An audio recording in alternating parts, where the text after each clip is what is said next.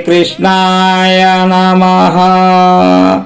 చైతన్య మహాభారతము 2వ పర్వము సభా పర్వము. జరాసంధ వధ. జనమేజయ జరాసంధుని వధించాలని నిర్ణయించిన తరువాత కృష్ణ భీమార్జునులు బ్రాహ్మణ వేషధారులై మగధకు ప్రయాణమయ్యారు. వీరి చేతిలో జరాసంధుడు తప్పక హతమవుతాడు అని భావించాడు ధర్మరాజు అని చెప్పాడు వైశంపాయనుడు. శ్రీకృష్ణ భీమార్జునులు మగధ చేరారు. పూర్వము బృహద్దతుడు అనే రాజు ఋషుభుడు అనే రాక్షసును వధించి అతని చర్మము చేత 3 బేరీలను చేయించాడు.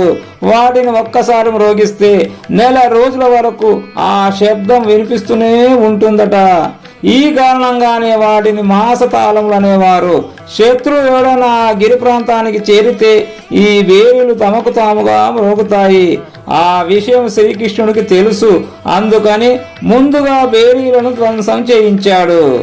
3 పూలమాలలు ధరించి జరాసంధుని నగరికి బయలుదేరారు.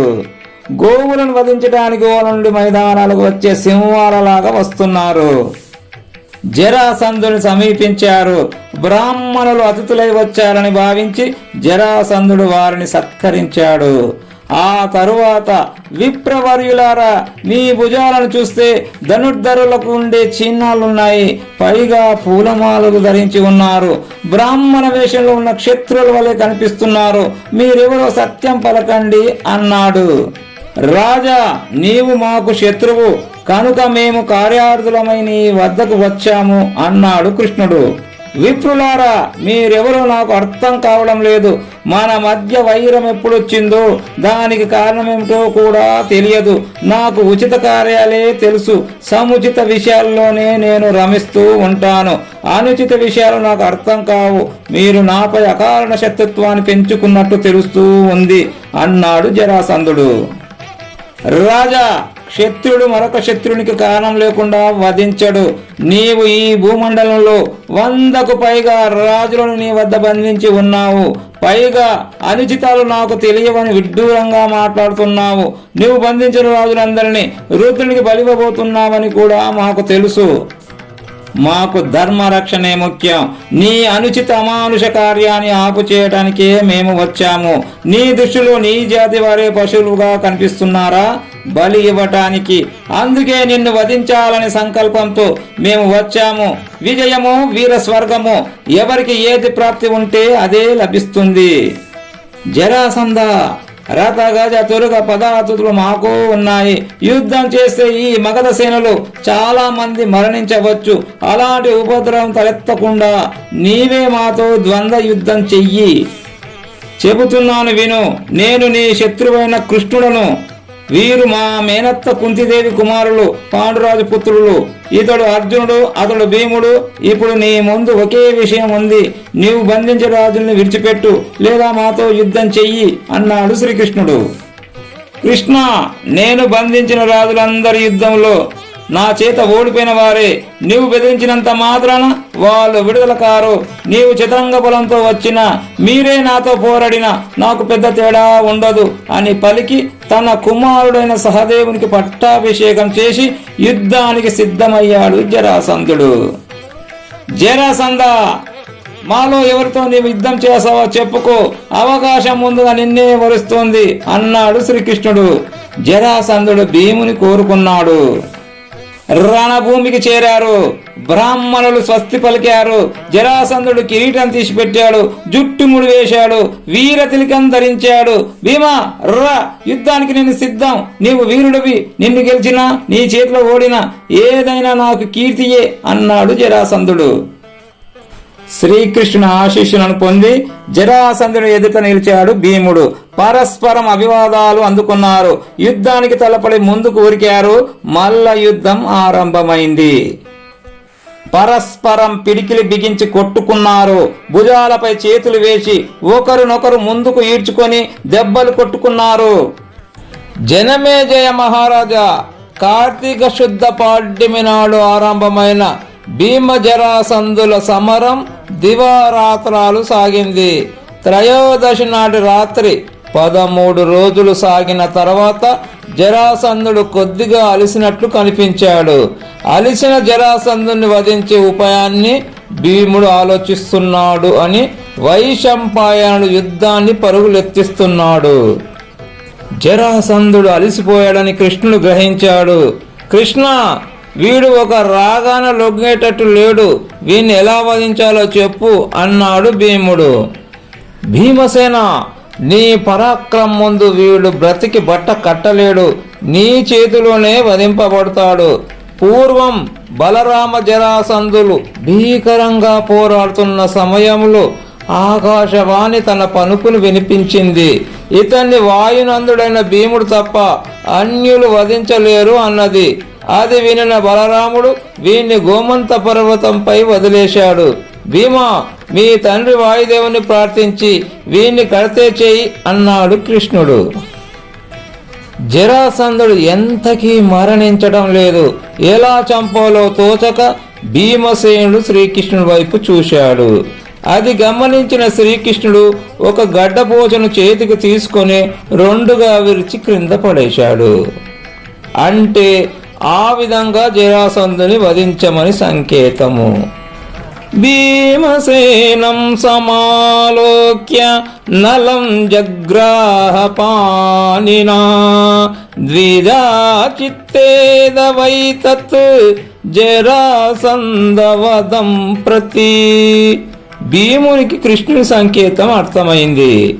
భీముడు జరాసంధుని కింద పడేసి జరాసంధుని ఒక కాలును తన కాలుతో త్రొక్కిపట్టి 2వ కాలును చేతులతో పట్టుకొని చీల్చేశాడు. 2 ఖండాలైన జరాసంధుని దేహాన్ని భూమిపై విసిరేశాడు. ఆ ఖండాలు మళ్ళీ ఏకమయ్యాయి. జరాసంధుడు యుద్ధ సన్నద్ధుడై నిలబడ్డాడు. ఇలా అనేకసార్లు జరిగింది. భీముడు మళ్ళీ కృష్ణుని వైపు చూశాడు. పునః కృష్ణస్తమిరినం ద్విధా విచ్ఛద్య మాధవః వ్యత్యస్స ప్రాక్షిపత్తత్ జరాసంధ పదేప్స్యయా. భీమసేనస్తదాజ్ఞాత్వా నిర్విభేద చ మాగదం ద్విధా వ్యత్యస్స పాదేన ప్రాక్షిపచ్చ సనాదః. శ్రీకృష్ణుడు మళ్ళీ గడ్డిపోచను త్రుంచి ఈసారి ఆ రెండిటిని తారుమారు పడేశాడు. కుడి చేతిలోని ఖండాన్ని ఎడమవైపు, ఈ ఎడమ చేతిలోని దేహఖండాన్ని కుడివైపు పడేశాడు. శ్రీకృష్ణుడు చెప్పినట్లే చేశాడు భీముడు. జరాసంధుడు మరణించాడు. భీముడు సింహనాదం చేశాడు. ఆ శబ్దానికి జనులు దిగ్భ్రాంతి చెందారు. గర్భిణీ స్త్రీలకు గర్భస్రావం అయింది. ఈ సందర్భములో పాఠాంతర విశేషాన్ని కూడా చెప్తే మంచిదని భావిస్తున్నా. శ్రీకృష్ణుడు తృణపోచను విరిచి విపరీత దిక్కులలో, అంటే కుడి ఎడమగాను ఎడమ కుడిగాను వేయవలసిందిగా సంకేతాలు ఇవ్వడం, ఆ విధంగా భీమసేనుడు ఆచరించి జరాసంధుని వధించడము జరిగింది అనేది సర్వులు భావించే సాధారణ విషయం. ఇది మూలంలోని విషయమేనని కొందరి అభిప్రాయము. కొన్ని భారత ప్రతులలో అలాగే ఉంది. అందుకనే మూల శ్లోకాలను నేను ఉదహరించాను. ఈ సన్నివేశమే ప్రక్షిప్తమని మరికొందరి అభిప్రాయము. జరాసంధుని శరీర ఖండాలను ఏకం చేసి ప్రాణం పోసిన జర అనే రాక్షసి మరణించింది కనుక ఆ కార్యము జరిగే అవకాశమే లేదు. గడ్డిపోచని విరిచినట్టు విరిచేయమని కృష్ణుడు చెప్పాడు. భీముడు జరాసంధుని వధింపచేశాడు అనేది 2వ పక్షం వారి వాదము. కొన్ని ప్రతులలో అటు, కొన్ని ప్రతులలో ఇటు ఉండటం వల్ల ఈ సమస్య తలెత్తింది. ఈ విషయాన్ని పెద్ద సమస్యగా నేను చూడడం లేదు. జరాసంధుడు భీమునిచే వధింపబడ్డాడు. ఉభయులు ఈ విషయాన్ని అంగీకరించారు. చాలు, ఎలాగూ చంపబడ్డాడు. ఈ సమస్యను లాగి విశ్లేషించడానికి ఈ విషయము ధర్మ సూక్ష్మానికి సంబంధించింది కాదు. పైగా ఎటు అంగీకరించిన మూల కథకు భంగం లేదు. రాజులను బంధించిన కారాగృహం వద్దకు వెళ్ళి రాజులందరినీ విడిపించాడు శ్రీకృష్ణుడు. ఇంద్రుడు దానవులను వధించుటకు ఉపకరించిన రథము జరాసంధుని వద్ద ఉంది. శ్రీకృష్ణుడు మంగళకరమైన ఆ రథములో భీమార్జులను కూర్చోబెట్టుకొని నడవసాగాడు. మగధవాసులందరూ శ్రీకృష్ణుని పూజించి కానుకలు అర్పించారు. జరాసంధుని కుమారుడైన సహదేవుడు మంత్రులతో పురోహితులతో కూడి వచ్చి శ్రీకృష్ణునికి నమస్కరించి, శ్రీకృష్ణ, నా తండ్రి చేసిన అపరాధాలను మన్నించి మమ్మల్ని కరుణించు అని ప్రార్థించాడు.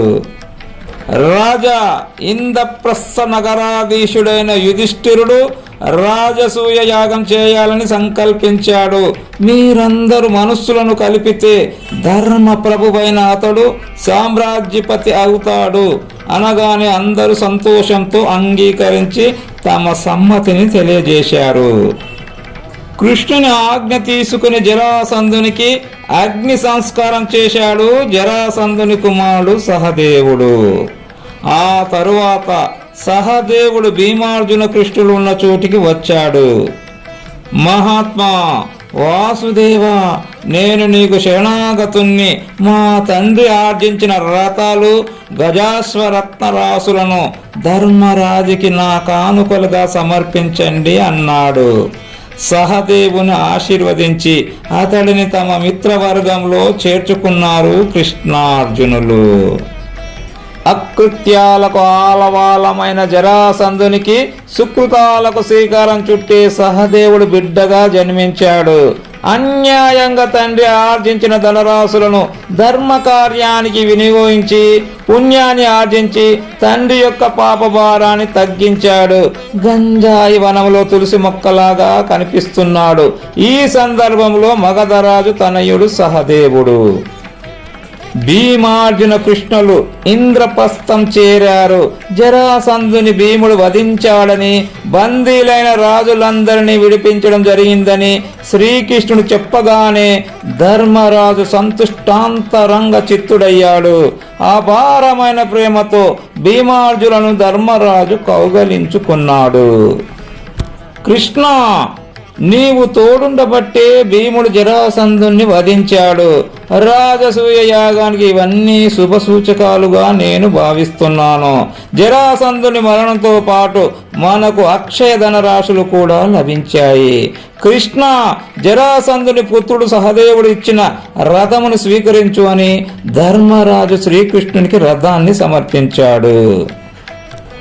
కృష్ణ, అఖండ క్షాత్ర విక్రమ పరాక్రమముతో భీమసేనుడు జరాసంధుని వధించడానికి నీ అనుగ్రహమే కారణమన్నాడు ధర్మరాజు. త్వాం ప్రాప్య పురుష వ్యాఘ్ర భీమసేనేన పాతితః జరాసంధః ప్రతాపవాన్. ప్రయత్నం లేకుండా ఏది సిద్ధించదు. ఏది సాధించాలన్నా పురుష ప్రయత్నం ప్రధానంగా ఉండాలి. ప్రయత్నం చేసిన వారందరూ ఫలితాలను చూడలేరు, కానీ ఫలితాలు సిద్ధిస్తే మాత్రం వారికి దైవానుగ్రహం ఉంది అని గుర్తుంచుకోవాలి. దైవ కృప తోడుంటేనే కార్యాలు సఫలమవుతాయి.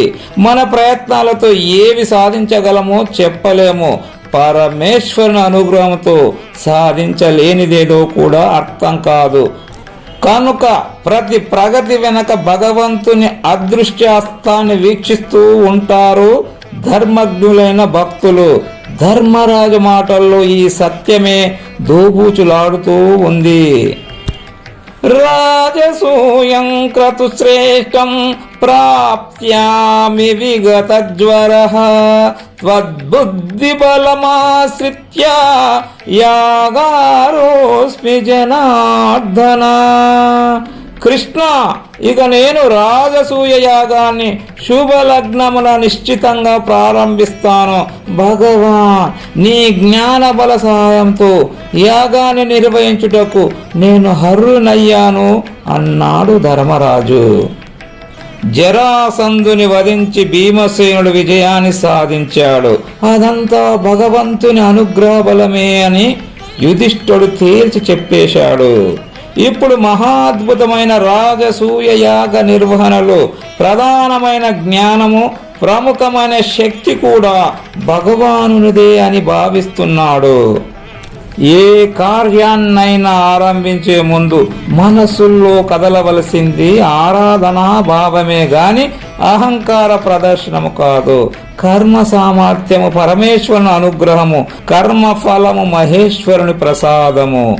ధర్మ మార్గంలో చరించేవారు ధర్మ రూపంలో ఉన్న దైవం యొక్క నియతిని దర్శిస్తూ అహంకార మమకారాలు లేకుండా జీవించాలి. ఈ విధమైన అవగాహన చింతను కాల్చేస్తుంది. కనుకనే కృష్ణ, నీ అనుగ్రహంతో రాజసూయాన్ని నిర్వహించుటకు నిశ్చింతంగా విగతజ్వర ఉన్నాను అన్నాడు ధర్మరాజు. బంధ విముక్తులైన రాజులందరినీ కలుసుకొని వారిని ఊరడించి సముచితంగా సత్కరించాడు ధర్మనందనుడు. రాజులందరూ వారి వారి రాజ్యాలకు పయనమై వెళ్ళారు. ధర్మరాజు కుంతి, ధౌమాచారుల వద్ద సెలవు తీసుకొని సుభద్రను పలకరించి ద్వారకకు బయలుదేరాడు శ్రీకృష్ణుడు. జనమేజయ మహారాజా, జరాసంధ వధతో పాండవుల కీర్తి జగద్విఖ్యాతమైంది అని వైశంపాయనుడు సర్పయాగములో వినిపించాడని సూత మహర్షి నైమిషారణ్యంలో శౌనకాది మునులకు వివరించాడు.